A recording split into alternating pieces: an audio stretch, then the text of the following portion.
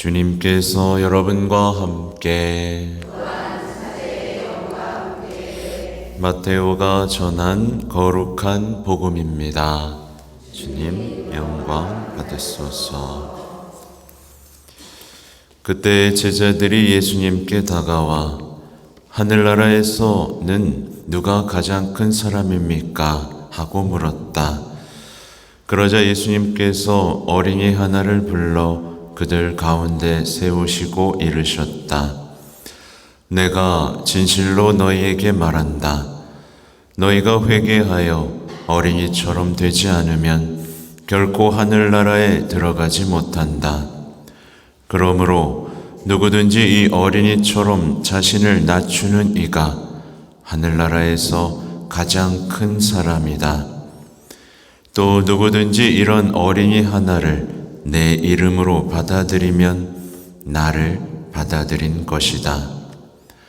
너희는 이 작은 이들 가운데 하나라도 업신여기지 않도록 주의하여라. 내가 너희에게 말한다. 하늘에서 그들의 천사들이 하늘에 계신 내 아버지의 얼굴을 늘 보고 있다. 주님의 말씀입니다.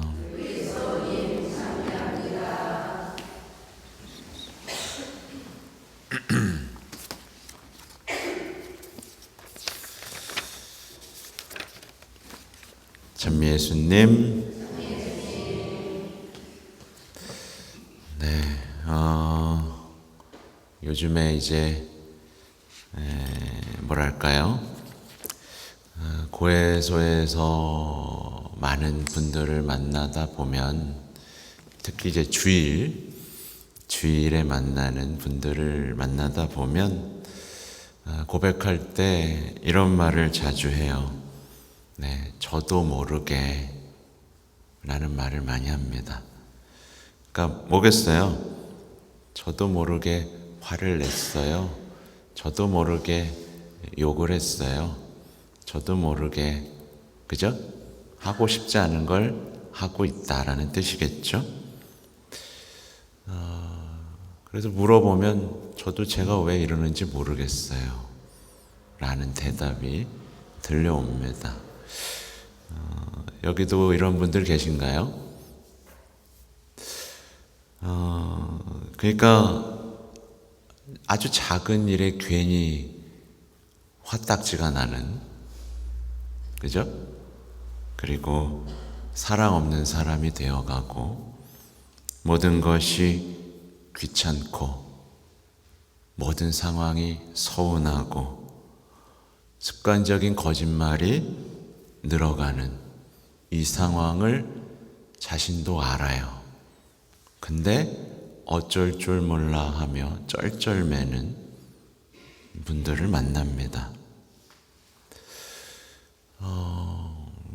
자신이 이 상황을 뭐죠? 속고 있는 거죠, 뭔가. 자신이 속고 있는 거고 잡혀 있는 겁니다. 그러니까 내가 하고 싶은 대로 하는 게 아니라 시키는 대로 하고 있는 거잖아요. 잡혀 있는 거고 속고 있는 거고 뭔가 결심을 미루고 있는 거고 패배하고 있다는 이 영적인 진실과 대면을 해야 되는데 마치 니코데모가 된 것처럼 계속 질문만 합니다. 어떻게 해요? 저 어쩌죠? 제 얘기 좀 들어주세요. 너무 힘들어요. 그러면서 영적인 성숙, 신앙인이 된다는 것, 완전한 사람이 된다는 것에 대한 막연한 생각들을 갖고 있어요. 그래서 설명을 하려고 하면 설명하기도 되게 힘듭니다. 왜냐하면 기도도 안 하고 있지, 성경도 안 보고 있지, 교리는 다 까먹었지, 그냥 성당만 나오고 있는 상황이니까 어디서부터 설명을 해야 될지도 모르겠죠. 그렇다고 이들이 열심히 살진 않나요? 아니에요. 열심히 살려고 노력하고 행복해지려고 노력을 합니다. 많은 것들을 다짐해요. 이제는 화내지 말아야지. 이제는 잘해줘야지. 이제는 용서해야지.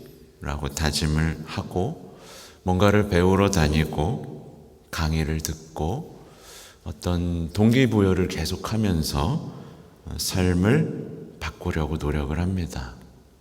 근데 계속 실패되니까 나중에 지쳐버려요. 신앙적으로 노력하고 있는 사람도 만납니다. 기도는 하세요? 그러면 네, 매일 묵주기도 바쳐요. 성경을 읽으세요? 네, 매일은 못 읽지만 그래도 좀 읽으려고 노력해요. 이렇게 대답이 들려와요. 그러면 뭐지? 이런 생각이 듭니다. 근데 핵심은 뭐겠어요? 핵심은 뭐냐면 자기의 어떤 이기적인 삶의 방식에 대한 인지가 없죠.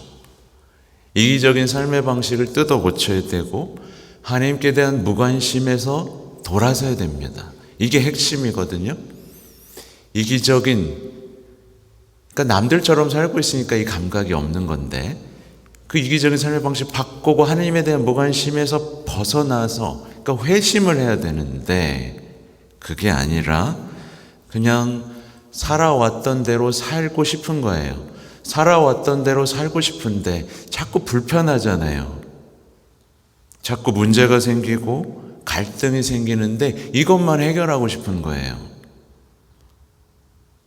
그러니까 근본적으로 해결이 돼야 안 돼요? 안 돼요.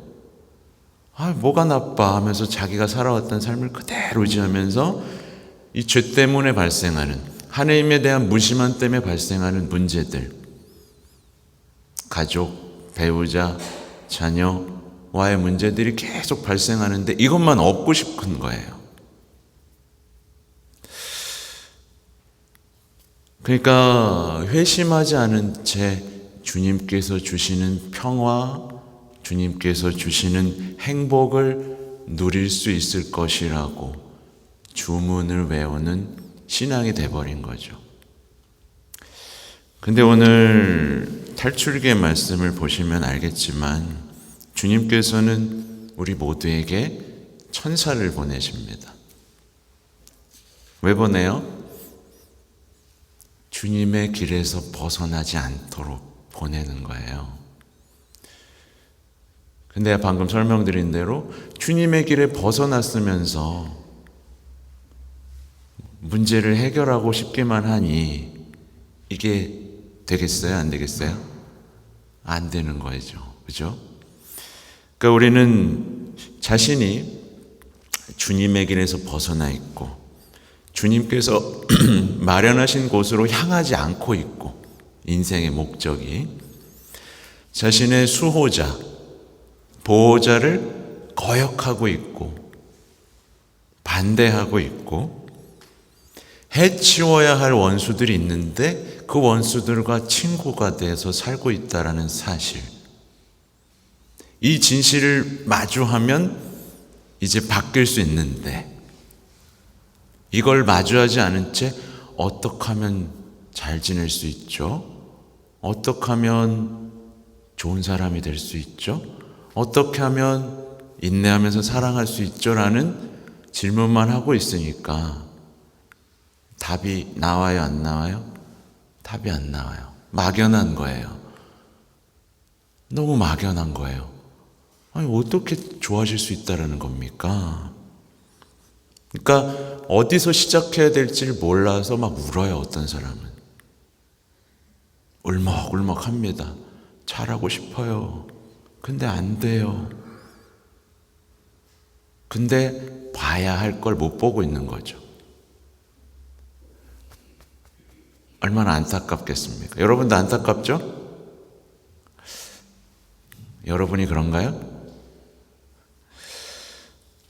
그냥 적당한 꼼수, 적당한 삶의 기술로 악마에게 승리할 수는 없습니다. 그렇죠? 어떻게 삶의 기술로 악과 유혹에 승리를 할 수 있겠어요? 이건 영적 투쟁인데 이렇게 해야지, 이렇게 하면 행복해질 수 있다고? 말도 안 되는 얘기입니다. 악마가 끊임없이 먹잇감을 노리고 있는데 어떻게 우리 인간의 다짐과 힘으로 그걸 극복할 수 있어요? 이건 처음부터 사기인 거예요. 이런 얘기를 또 하잖아요. 그러면 뭐가 막 부담스러워합니다. 제가 할 수 있을까요? 제가 할 수 있을까요? 라고 부담스러워하고 그냥 적당히 믿고 착하게 살면 안 돼요? 이렇게 물어봐요. 안 돼요. 안 되는 거예요. 적당히 믿는 게 어떻게 완전한 사람으로 가게 되겠어요? 그러니까 그냥 어린인 거죠. 도와주세요. 잘 살고 싶어요. 그러면서 어떻게 이 험한 유혹을 싸워서 이길 수 있겠어요? 그런 사람이야말로 악마의 먹잇감이죠. 악마는 바로 그런 사람들을 최고의 먹잇감으로 생각하고 갖고 놉니다. 이제 갖고 놀아요. 네, 악마는 똑똑하거든요. 갖고 놉니다. 한 사람 인생 갖고 노는 거 일도 아닙니다. 속이고 잡아두고 착취하고 일도 아니죠.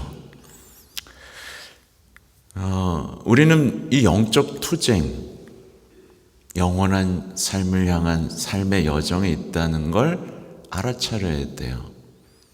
그리고 그 길에 벗어나 있는 사람들에 대한 연민을 가지고 구원하겠다는 생각을 갖고 있어야지 그들과 싸우고 그들과 갈등하고 그들 때문에 섭섭해하고 그들 때문에 상처받는 이런 삶을 살아서는 안 됩니다. 그럼 둘 다 망하는 거예요. 그렇죠? 천사들은 우리를 위해서 대단히 중요한 임무를 가지고 있습니다. 얼마 전에 대천사 축일이었죠. 네, 미카엘, 라파엘, 가브리엘, 성경에 분명히 나오는 천사들이고 파티마 이야기에서도 봐도 천사가 나타나는데 그 천사가 뭐였어요? 이 나라의 수호천사다라고 자신의 정체를 밝히죠. 이 나라가 어떻게 되는지에 대해서, 그러니까 포르투갈을 구하고 싶었던 겁니다.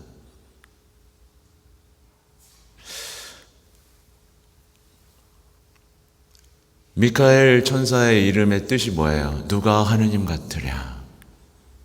근데 세상 사람들은 하느님이 계시다면 이라고 얘기하죠. 다 지고 있는 겁니다. 천사들은 원수들이 파놓은 위험, 함정을 간파하고 우리를 보호해 줍니다. 사탄의 공격에서 우리를 지켜주고 또 영적인 전쟁에서 상처 입은 우리를 고쳐줍니다.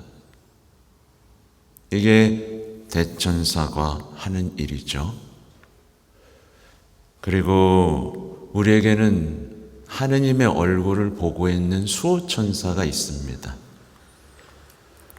이 수호천사와 대화하고 가까워질수록 우리의 길은 선명해지고 원수의 속임수는 환히 보이게 되고 우리는 승리의 여정을 갈 수 있죠.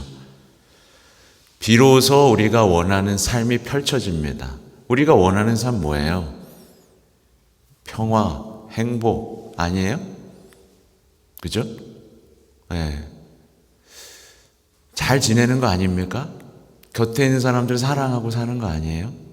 이 단순한 목적지에 가기 위해서는 우리의 신앙이 무엇인지를 제대로 바라봐야 되고 우리에게 도움을 주는 존재들, 영적인 존재들에 대한 명확한 인식, 그리고 우리를 방해하는 악마와 원수에 대한 분명한 생각들이 있어야 됩니다.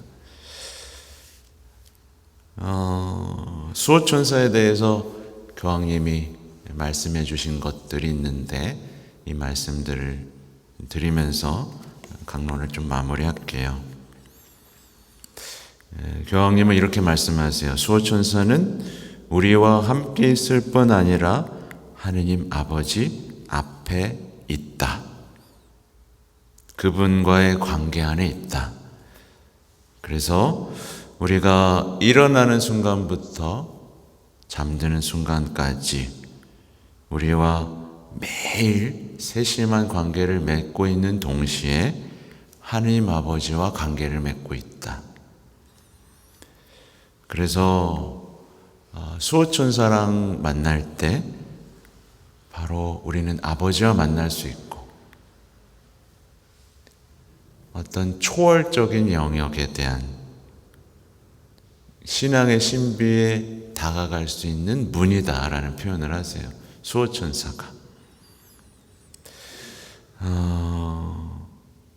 마지막 얘기는 그거네요. 수호천사는 우리가 길을 가도록 도와줍니다. 왜냐하면 아버지 앞에서 얼굴을 보고 있으니까. 그죠? 놀라운 일입니다. 이건 놀라운 우리 삶의 신비예요. 세상 사람들은 모르는 삶의 신비입니다. 내 옆에 어떤 존재가 있는데 이 존재가 나를 보호하고 있고 이 존재가 하느님 앞에 있고 이 존재가 하느님의 얼굴을 마주하고 있고 끊임없이 나를 보호하고 있다라는 거. 단순히 위험할 때, 힘들 때 옆에 있고 곁을 지켜주는 존재가 아니라 우리가 가야 할 길을 가게 하고 때때로 명령하고 그래서 우리가 순종해야 될 존재가 수호천사라는 거 기억하시면 좋겠어요. 네. 그리고 성당에 천사상도 좀 하나 놓을 겁니다. 많은 분들이 함께 해주시면 좋겠습니다. 아멘.